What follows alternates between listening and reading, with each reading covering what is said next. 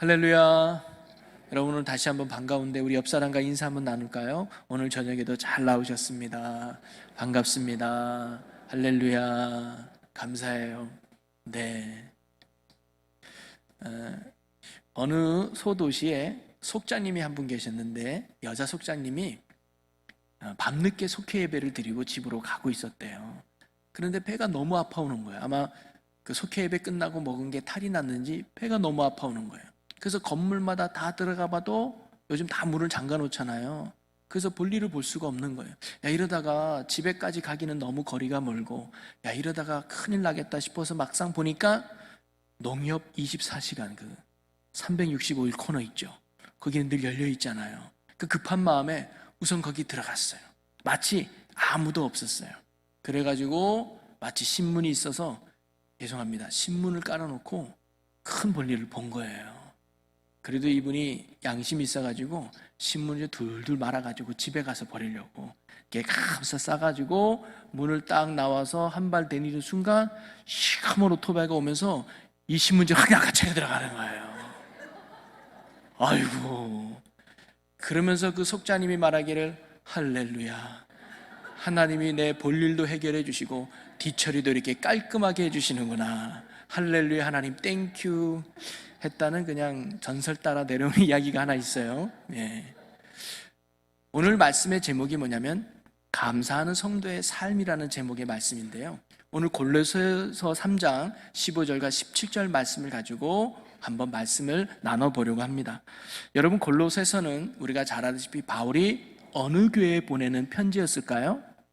저는 미리 정답을 얘기해주고 하죠. 골로새서입니다. 바울이 어느 교회에 보내는 편지였을까요? 네, 맞아요. 질문이 질문 같지 않아서 대답도 안 하신 것 같은데, 맞아요. 골로새서에 보내는 편지잖아요. 그런데 골로새서는 바울이 3차 전도 여행 때 본인이 개척한 교회는 아니었어요.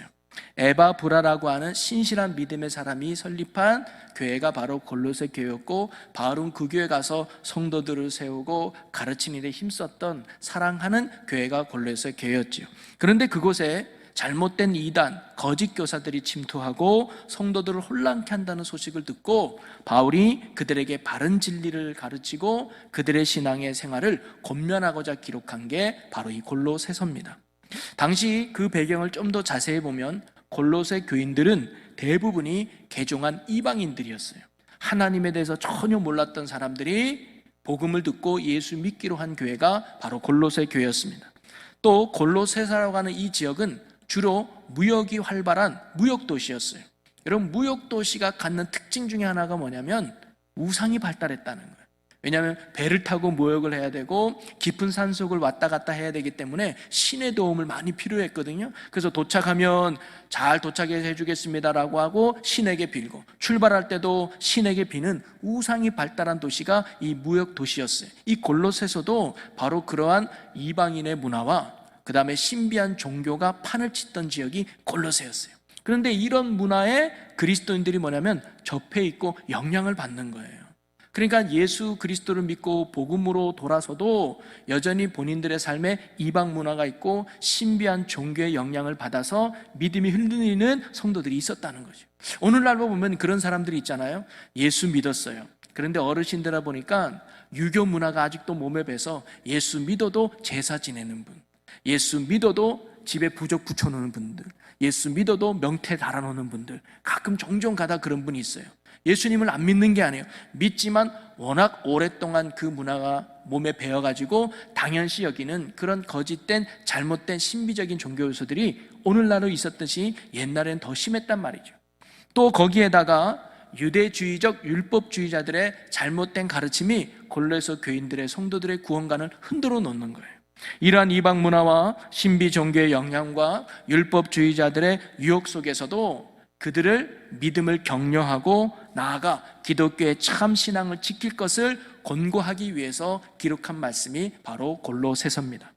늘 바울 서신의 특징을 보면 그는 전반부에는 항상 교리적인 설명을 기록해요.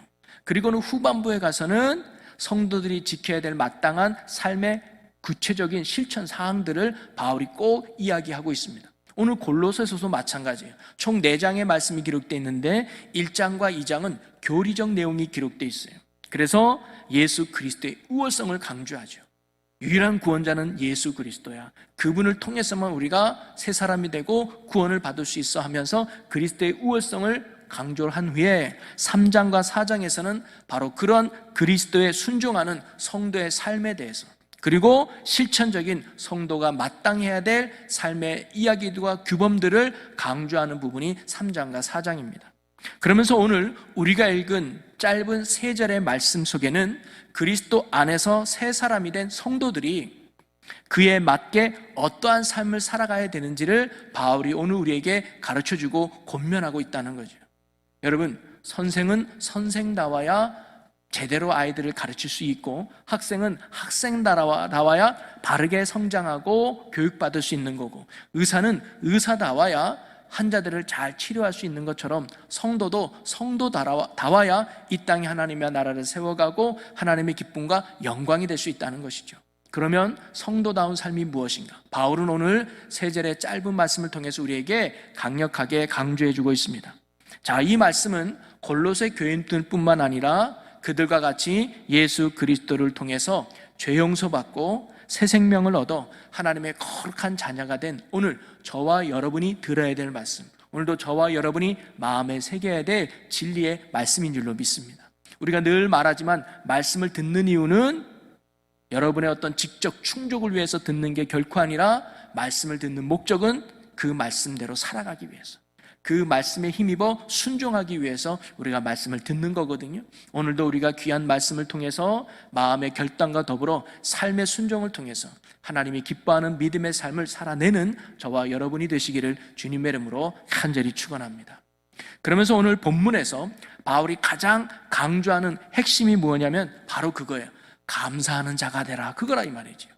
자, 오늘 우리가 15절에서 17절 말씀을 읽었는데 한 절 한 절마다 공통적으로 등장하는 단어가 있어요. 그게 뭐냐면 감사하라는 말입니다. 15절에도 감사하라, 16절에도 감사하라, 17절에도 감사하라. 그 감사하라는 말이 공통적으로 들어가 있죠.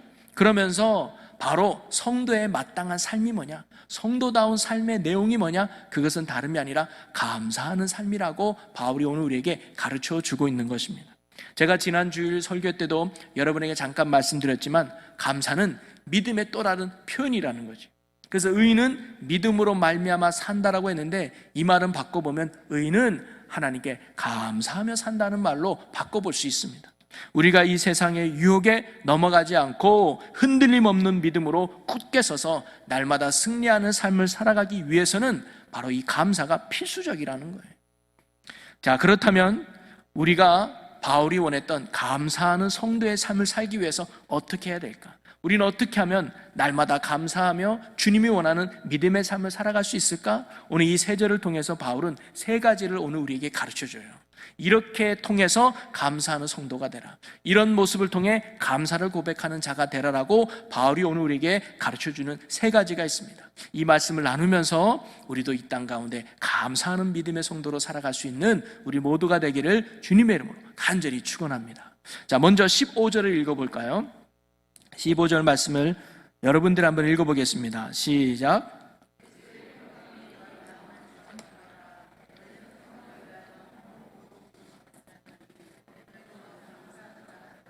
아멘.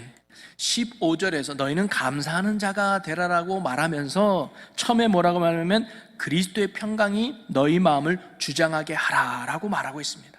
바로 그리스도의 평강이 우리의 마음을 주장하게 될 때 우리는 뭐예요? 감사하는 삶을 살아갈 수 있다는 거예요. 여러분, 사람은요 마음에 품은 것이 입으로 나타나게 돼 있죠. 그 사람에 대해서 미움의 마음이 있으면요 그 사람에게 좋은 말이 안 나와요. 근데 그 사람에게 내가 참 좋은 감정과 좋은 마음이 있으면 나쁜 것도 좋게 말하려고 그래요. 여러분, 감사도 마찬가지입니다. 마음에 두려움이 있고 근심이 있고 걱정을 품고 있으면 결코 내 입에서 감사가 나오질 않아요. 반대로 내 마음이 근심이 없고 두려움이 없고 평안하면 내 입술에서 감사가 나오는 줄로 믿습니다. 그래서 바울은 오늘 말하기를 우리의 마음이 그리스도의 평강으로 가득 찰 때, 그리스도의 평강으로 충만할 때 우리는 뭐예요? 감사하는 자가 될 수 있다는 거죠. 그러니 여러분의 마음에 주님의 평강과 가득한 그런 성도 여러분이 되시길 주의 이름으로 간절히 축원합니다. 주님의 평강이 우리 안에 넘칠 때 우리는 뭐예요? 감사하는 자가 된다는 거예요. 여러분, 예수님께서 십자가에 달려 돌아가시자 3년 동안 예수님을 따랐던 제자들이 두려움에 휩싸게 됩니다. 그래서 그들은 한 집에 들어가서 문을 걸어 잠그고 꽁꽁 숨어서 지내게 되죠. 이런 두려움의 제자들에게 예수님이 3일 만에 부활하셔서 그들 가운데 나타나서 처음으로 하신 말씀이 뭐냐? 평강이 있을지어다 라는 말씀이에요. 요한복음에 보면 이날 곧 안식 후 첫날 저녁 때에 제자들이 유대인들을 두려워하여 모인 곳에 문들을 닫았더니 예수께서 오사 가운데 서서 이르시되 너희에게 평강이 있을지어다. 할렐루야. 예수님은 두려워하는 제자들에게 평강을 주셨습니다. 염려와 근심하며 불안해하는 그들에게 평강을 주셨습니다. 그래서 제자들은 이와 같은 주님의 평강으로 인해서 두려움을 떨쳐버리고 잠궜던 문을 다시 열고 나올 수 있었다는 것이죠. 주님의 평강으로 그들은 두려움을 이겨낼 수 있었습니다. 자, 그런데 주님이 주시는 평강은 무엇이었을까요? 평강이 너에게 있을지어다. 손에 잡아주는 무언가가 있었을까요? 아닙니다. 바로 예수님 그 자체가 평강이었다는 거예요. 예수님이 제자들에게 너에게 평강이 있을지어다 라는 이 말을 풀어보면 그거예요. 이제 너희들이 두려워했구나. 내가 없어서 두려워했구나. 내가 떠나서 두려워했구나. 이제 두려워하지 마. 내가 다시 살아났어. 내가 너희와 함께 할 거야. 내가 너와 동행할 거야. 그러니 너희는 두려워하지 마. 내가 평강이고 내가 안식이야 라고 예수님이 뭐예요? 말씀하신 것입니다. 그래서 이사야는 예수님을 향해서 뭐라고 말합니까? 그는 평강의 왕이다 라고 선포하고 고백했어요. 여러분, 우리가 두려움을 몰아내고 근심과 걱정, 염려에서 벗어나서 평안과 안식 그리고 감사와 기쁨을 누리는 것은 어디에 있느냐? 바로 예수님이 내 안에 오실 때, 우리가 예수님과 함께 동행할 때 우리에게 주시는 축복의 열매가 평안인 줄로 믿으시기를 바랍니다. 그래서 바울이 말한 그리스도의 평강이 너희 마음을 주장하게 하라라는 의미는 뭐냐면 바로 예수 그리스도가 너희 안에 계셔서 너희의 삶을 주장하도록 해라. 여기서 주장하는 게 뭐냐면 지배하다, 다스리라는 말이거든요. 예수님은 내 안에 모셔서 단순한 손님이나 어쩌다가 왔다 가는 존재가 아니라 이제 그분이 너희 안에 계셔서 그가 너를 주장하도록 해라. 그가 너를 지배하도록 해라. 그가 너를 다스리도록 해라. 그러면 그분으로부터 오는 평강이 너의 삶에 넘칠 거야. 그분으로부터 오는 참된 안식이 너의 삶에 가득할 거야. 그러면서 우리가 뭘 고백하는 인생이 되는 거예요? 감사를 고백하는 인생이 되는 줄로 믿으시기를 바랍니다. 제가 예전에도 한번 말씀드린 이야기가 하나 있는데요. 찬송가 413장, 여러분 혹시 아십니까? 내 평생에 가는 길. 제목 들으시면 다 아시지요? 이 찬송가를 작사한 스패포드의 이야기인데요. 그는 1871년 10월 달에 시카고에 큰 화재가 일어나면서 자기의 집과 모아놨던 재산을 한꺼번에 다 잃는 큰 시련을 겪게 됩니다.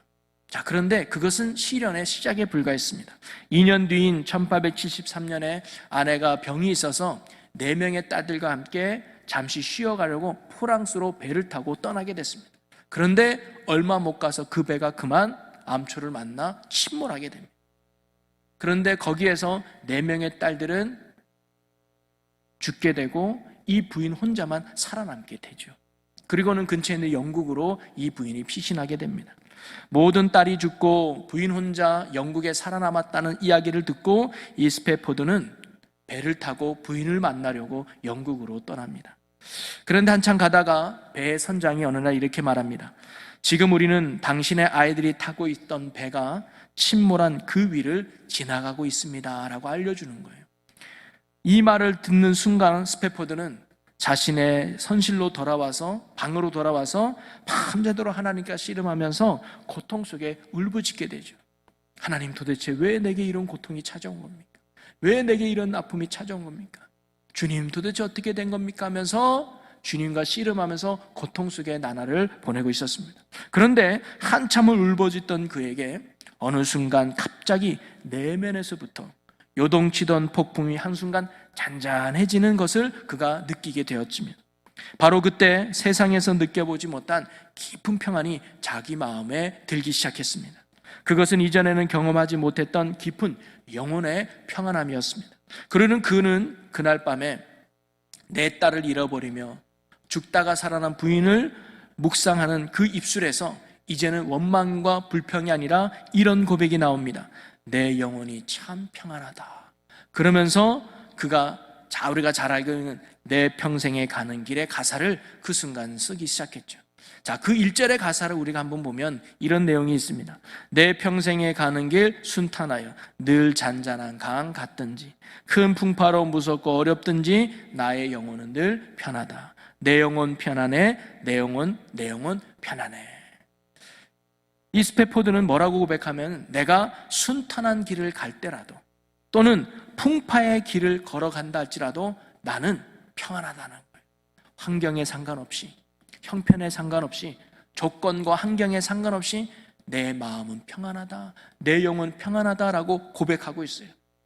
여러분, 어떤 상황에도 상관없이 바로 이 스패포드가 평안을 유지할 수 있었던 이유는 어디 있었을까요? 그 안에 계시는 예수 그리스도 때문이었습니다. 그분이 내 안에 거하시니까, 그분이 나를 위로하니까, 그분이 나를 붙들어 주시니까 세상이 요동쳐도 그분 안에 오는 참 평안과 위로가 바로 이 스패포드를 감싸 안았던 것이죠. 그리스도의 평강이 내 마음을 주장하기 때문에 그는 어떠한 형편에 있든지 어떠한 상황에 있든지 평안을 고백하며 하나님께 감사할 수 있는 신앙의 힘을 낼 수 있었던 것이죠. 예수님은 오늘 우리에게 이렇게 말씀합니다. 요한복음 14장에 보면 평안을 너희에게 끼치노니 곧 나의 평안을 너희에게 주노라. 내가 너희에게 주는 것은 세상이 주는 것과 같지 아니하니라. 너희는 마음에 근심하지도 말고 두려워하지도 말라. 사랑하는 성도 여러분, 정말 2020년 올 한 해는 정말 우리가 한 번도 경험해 보지 못한 큰 어려움을 우리가 겪었지요. 그래서 많은 사람들이 염려하고 근심하며 두려움 속에 살아가는 게 사실입니다.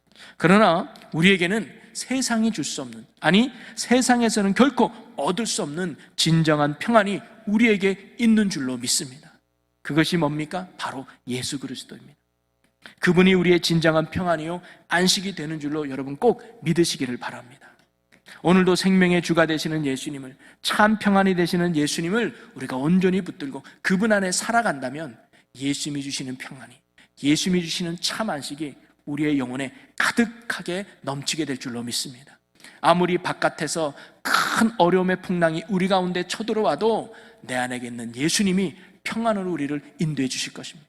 여러분 어떤 사업을 실패해도, 여러분 어떤 질병에 걸려도, 여러분 어떤 어려움 가운데 있어도 예수 안에 거하면 세상이 흔들 수 없는 평안과 안식이 우리 안에 넘치게 된다는 거죠. 그럴 때 우리에는 어떤 실패 속에서도, 어떤 아픔 속에서도, 어떤 어려움 속에서도 내 영혼 평안해, 주님 감사합니다라는 신앙을 고백할 수 있는 승리의 삶을 우리가 살아가게 될 줄로 믿습니다. 오늘도 평강의 왕이 되시는 예수 그리스도 안에 거하면서 그 그리스도의 평강이 우리의 마음을 주장하게 하사 참 감사함으로 승리하는 저와 여러분이 되시기를 주님의 이름으로 간절히 축원합니다. 두 번째는 그리스도의 말씀이 우리 안에 풍성하게 될 때 우리가 감사하는 삶을 살 수 있다는 거죠. 자, 16절 말씀을 읽어보겠습니다. 그리스도의 말씀이 너희 속에 풍성히 거하여 모든 지혜로 피차 가르치며 권면하고 시와 찬송과 신령한 노래를 부르며 감사하는 마음으로 하나님을 찬양하고. 아멘. 바울은 뭐라고 말하냐면 그리스도의 말씀이 너희 속에 풍성히 거하게 하라. 그것이 믿음의 삶이요 감사의 삶임을 우리에게 가르쳐주고 있습니다. 여러분 앞에서 살펴보았지만 그리스도의 평강이 내 마음에 넘치게 될 때 우리는 어떠한 환경에 있든지 어떠한 상황에 상관없이 감사를 고백하는 믿음의 삶을 살아갈 수 있다고 말씀드렸잖아요. 바로 그 평강이 언제나 내 안에 넘치기 위해서 필요한 신앙의 요소가 있는데 그게 뭐냐? 바로 말씀이 내 안에 머물게 하는 것입니다. 그 말씀이 내 안에 있을 때 그 말씀이 우리를 그리스도께로 인도할 겁니다. 그 말씀이 우리를 그리스도를 더욱 붙들게 만들 것이고 그 말씀이 우리를 그리스도 안에서 떠나지 않게 한다는 능력이 말씀에 있다는 거예요. 여러분 시편 119편 11절에 보면 내가 주께 범죄하지 아니하려 하여 주의 말씀을 내 마음에 두었나이다. 시편 기자는요 내가 주를 떠나지 않기 위해서 말씀을 내 마음에 두었다고 고백해요. 바꿔 말하면 말씀이 내 안에 있으니까 내가 주를 떠나지 않게 됐다는 거예요. 그 말씀이 내 안에 있으니까 주님이 늘 나와 함께 한다는 것을 고백하는 거죠. 또한 119편 50절에 보면 이 말씀은 나의 고난 중에 위로라. 주의 말씀이 나를 살리셨기 때문이니다. 주님의 말씀이 고난 중에 나의 위로가 돼서 견디는 힘이 됐고 죽을 것 같은 나를 살리는 힘이 바로 이 말씀에 있었다는 거죠. 그러면서 다른 시편 기자는 이렇게 고백합니다. 우리 시편 19편 7절에서 11절을 한 절씩 우리 교독해 보도록 하겠습니다. 여호와의 율법은 완전하여 영혼을 소성시키며 여호와의 증거는 확실하여 우둔한 자를 지혜롭게 하며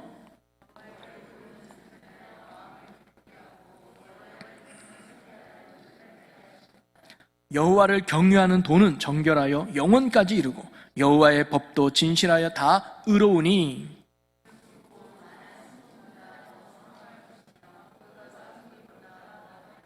우리 11절을 함께 읽어봅니다.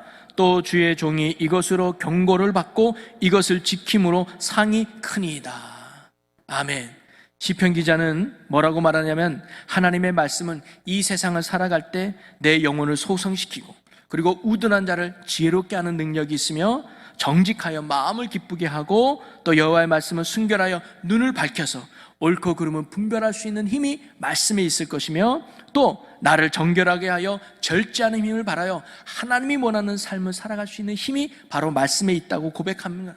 그래서 시편 기자는 이 말씀을 지킴으로 얻게 되는 보상이 얼마나 큰지를 깨닫고 하나님 앞에 감사를 고백하고 있는 거죠.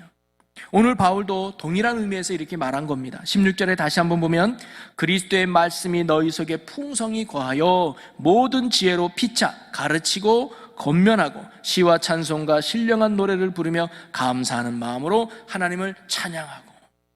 바로 공동체가 그리스도의 말씀을 풍성하게 나눔으로 말미암아 모든 지혜로 피차 가르치며 권면하고 뭐예요? 말씀으로 가르치고 말씀으로 나누면서 성도들 안에 말씀으로 충만해지면 어떤 일이 벌어지느냐? 시와 찬송과 신령한 노래를 부르며 하나님을 찬양으로 영광 돌리면서 감사를 고백하는 은혜의 삶을 살게 된다는 거예요. 한마디로 말하면 말씀으로 충만할 때 감사가 풍성해진다는 말씀입니다. 사랑하는 성도 여러분, 우리가 힘들 때 또는 우리가 어려울 때 그래서 우리가 입술에서 감사를 잃어버릴 때 여러분 그때 더욱 말씀으로 채워갈 수 있는 여러분이 되시기를 간절히 축원합니다. 말씀을 듣는 일에, 말씀을 읽는 일에, 그리고 말씀을 묵상하는 일에 더욱 힘쓰시기를 바랍니다. 그 말씀이 능력이 되어 우리를 더욱 그리스도께로, 그 말씀이 은혜가 되어 더욱 주의 평강을 품는 은혜의 힘이 말씀에 있기 때문이죠. 말씀이 내 안에 풍성해질 때 근심과 걱정과 두려움은 떠나가고 기쁨과 찬양이 넘치는 감사의 삶이 될 줄로 믿습니다. 오늘도 저와 여러분이 말씀을 늘 가까이 하고 그 말씀 안에 거하여 믿음으로 늘 승리할 수 있는 감사의 성도가 되시기를 주님의 이름으로 간절히 축원합니다. 그리고 마지막 세 번째로 예수님을 힘입어 나아갈 때 우리는 감사하는 승리의 삶을 살 수 있다고 말합니다. 17절을 읽어보겠습니다. 또 무엇을 하든지 말에나 일에나 다 주 예수의 이름으로 하고 그를 힘입어 하나님께 아버지께 감사하라. 아멘. 여러분, 우리가 언제나 하나님께 감사하는 믿음의 성도가 되기 위해서는 바울은 뭐라고 말하느냐? 무엇을 하든지, 그게 말에 있든지 또는 그게 어떤 일을 하든지 다 주 예수 이름으로 하고 그리스도를 힘입어 하라고 우리에게 가르쳐 줍니다. 그것이 바로 감사하는 성도의 삶이요 믿음의 삶임을 가르쳐 주는 거죠. 사실 이것은 모든 서신에서 바울이 강조하는 아주 핵심적인 말씀의 내용입니다. 고린도전서 10장 31절에도 그런즉 너희가 먹든지 마시든지 무엇을 하든지 다 하나님의 영광을 위하여 하라라고 가르쳐 줍니다. 여러분, 그리스도인은 어디에서 무슨 말을 하든지 어디에서 무슨 행위를 하든지 늘 그리스도인인 줄로 믿습니다. 교회 안에서만 그리스도인이 아니라 교회 밖에서도 우리는 그리스도인입니다. 성도들을 만날 때만 그리스도인이 아니라 세상 사람 만날 때도 우리는 그리스도인입니다. 우리는 기도할 때만 그리스도인이 아니라 내가 세상 일을 할 때도 우리는 그리스도인이란 말이죠. 이 말의 의미는 뭐냐면 그리스도인은 말을 할 때나 일을 할 때나 무엇이든지 그리스도를 힘입고 살아가야 한다는 말입니다. 그리스도인은 예수 그리스도를 힘입어서 그리스도의 능력으로 살아가는 자들이 되어야 하는 것이고 그럴 때 우리의 삶이 하나님의 영광이 된다는 거예요. 교회에서만 예수 사는 게 아니라 여러분 가정에서도 자녀를 키울 때도 여러분 직장에서 또는 사업을 할 때도 누구의 능력으로? 예수 능력으로 예수 힘으로 살아가는 게 그리스도인이라는 거죠. 그럴 때 하나님의 영광이 나타나면서 우리의 삶에 감사하는 삶이 된다는 거예요. 지난주 바울이 빌립보 교인들을 향하여 고백하고 선포했던 말씀이 뭡니까? 내게 능력 주시는 자 안에서 살아가는 게 바로 그리스도인이에요. 그리고 그 안에서 내가 모든 것을 할 수 있었다라는 것이 바로 그리스도인의 능력인 줄로 믿으시기를 바랍니다. 오늘 우리들이 예수 그리스도를 온전히 힘입어 믿음으로 나아가는 저와 여러분이 되시기를 주의 이름으로 간절히 축원합니다. 단순히 예수님을 성경 공부해서 아는 지식적인 분으로만 여러분 알고 있는 것이 아니라 예수가 나의 능력이 됨을, 예수가 나의 힘이 됨을, 예수가 내 문제 해결하는 유일한 해결자가 됨을 깨닫고 믿음으로 그분을 힘입어 나갈 수 있는 믿음이 오늘 우리의 믿음이 되기를 간절히 소망합니다. 우리가 예수님을 힘입어 나아갈 때 여러분의 인생의 문제가 해결되고 아픔이 치료되고 어려움에서 건진받으며 불가능이 가능해지는 예수의 능력을 경험하게 될 줄로 믿습니다. 무엇보다 두려움 속에 갇혀있는 삶 속에서 두려움이 떠나가게 될 것이고 근심과 걱정의 상황 속에서 담대함으로 나아가게 될 줄로 믿습니다. 우리가 늘 감사할 수 있는 이유가 바로 여기에 있습니다. 뭐냐? 예수 안에 능력이 있기 때문이고 예수 안에 생명이 있기 때문이고 예수가 오늘도 나의 참된 구원이 되어주시기 때문이죠. 그래서 우리는 삶 속에서 늘 감사를 고백하며 주님의 영광을 위해서 살아갈 수 있게 되는 것입니다. 오늘 저와 여러분이 날마다 예수를 힘입고 예수의 이름으로 믿음으로 나아가 하나님의 감사를 고백하며 뜻을 이룰 수 있는 우리의 믿음의 삶이 되시기를 주님의 이름으로 간절히 축원합니다. 말씀을 정리하면요, 오늘 우리는 골로새서에 있는 말씀을 가지고 감사하는 성도의 삶을 한번 생각해 보았습니다. 여러분, 감사는요 바로 예수 그리스도 안에서 살아갈 때 우리가 누리는 믿음의 축복이며 믿음의 열매입니다. 감사하는 삶이 곧 믿음으로 사는 삶이고 믿음으로 살아간다는 것은 곧 감사하며 사는 삶을 이야기하는 것이죠.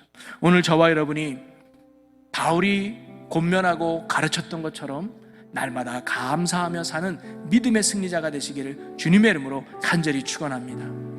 그리고 감사가 내 삶에 넘치기 위해서 오늘 바울이 권면했던 세 가지를 우리 마음에 새기고 순종하는 우리가 되었으면 좋겠습니다. 첫째는 뭐예요? 그리스도의 평강이 내 마음을 주장하는 자가 될 때 우리는 감사할 수 있다는 거예요. 여러분, 예수님이 내 안에 오셔서 나를 온전히 다스려 주실 때 그분으로부터 오는 평안과 그분으로부터 오는 안식이 내 안에 넘치게 될 줄로 믿습니다. 여러분, 세상을 부여잡지 마시고 세상의 평안을 찾지 마시고 진정한 평안이 되시고 진정한 안식이 되시는 오늘도 예수 그리스도를 붙들고 날마다 믿음 안에 살아갈 수 있는 여러분이 되시기를 간절히 축원합니다. 그리고 우리가 더욱 예수의 평강 안에 거하기 위해서는요, 다른 게 아니라 그리스도의 말씀이 내 안에 늘 머물도록 힘써야 된다는 거예요. 말씀은 우리를 더욱 그리스도께로 나아가게 하는 영적인 힘이 그 안에 있습니다. 그러니 여러분, 말씀을 듣는 일에, 아니 말씀을 읽는 일에 말씀의 자리를 더욱 사모해서 말씀으로 날마다 충만하여 그리스도의 평강과 예수 안에 살아갈 수 있는 여러분이 되시기를 간절히 축원합니다. 그리고 마지막은 뭐예요? 날마다 예수 그리스도가 능력임을 믿고 그분을 힘입어 나아가는 것입니다. 학생들은 공부할 때도, 우리가 직장에서 일을 할 때도, 내가 건강을 유지할 때도, 자녀를 키울 때도, 어떤 일을 해도 모든 능력은 주께 있음을 믿고 날마다 힘입어 기도보다 앞서지 않고 말씀보다 앞서지 않아서 예수의 능력을 힘입어 앞으로 나아갈 수 있는 저와 여러분이 되시기를 주님의 이름으로 간절히 축원합니다. 그리하여 그분으로 인해서 내 입술에 감사가 넘치게 되고 그분으로 인해서 내 삶에 감사가 풍성한 축복의 인생, 승리의 인생, 믿음의 삶을 살아갈 수 있는 저와 오늘 이 자리에 모인 여러분 모두가 되시기를 주님의 이름으로 간절히 축원합니다. 우리 시간 함께 기도하기 소망하는데요, 오늘 말씀 속에서 혹시 여러분 결단하고 싶은 바 또는 하나님이 여러분에게 책망하고자 하는 바가 있다면 회개하고 새롭게 결단하는 은혜 시간과 기도 시간이 되었으면 좋겠습니다. 주님, 내 삶이 감사가 넘치는 감사 믿음으로 살아가는 자들이 되게 하여 주시옵소서. 하나님, 내가 날마다 예수 안에서 그리스도의 평강을 누리게 하여 주옵소서. 말씀이 내 안에 늘 거하는 자로 살게 하여 주시고 날마다 예수 그리스도를 힘입고 믿음으로 살아가는 하나님 자녀가 되게 하여 주시옵소서. 그리하여 주님 때문에 감사하고 기뻐하는 건강한 성도로 살아가게 하여 주옵소서. 사랑의 하나님, 우리가 언제 감사의 신앙으로 살아가는 주님의 영광이 되게 하여 주시옵소서. 어떤 형편과 상황 속에서도 빼앗기지 않는 평강을 누리며 예수의 능력으로 감사를 고백하며 감사의 신앙인들이 되게 하여 주시옵소서. 그리하여 예수님 때문에 우리가 감사 제목들이 늘어나고 감사의 내용들이 풍성하여 이 땅에 그리스도의 영광을 드러내며 하나님의 기쁨으로 살아가는 주의 성도들이 되게 하여 주시옵소서. 감사드리며 예수님의 이름으로 기도하옵나이다. 아멘.